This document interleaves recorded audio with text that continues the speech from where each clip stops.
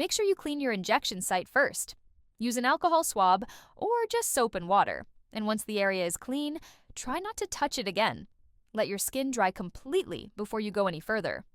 Now, let us walk through the injection. Step by step, start by removing the cap from your Wegovy pen. Pull it straight off, no twisting. Next, get your injection site ready. You might find it easier if you gently pinch the area to create a firm surface. Hold the pen straight, like a dart, and line it up against your skin. Make sure you can clearly see the little window on the pen. To begin the injection, press the pen firmly into your skin. Keep that pressure steady. It is important to hold it there for the full injection. Listen for the first click. Now, that click means the medicine has started flowing. You should see the yellow bar in the window start to move. If you do not hear that first click and the yellow bar is not moving, press the pen more firmly into your skin. During the injection, you will hear a second click. That does not mean you are done.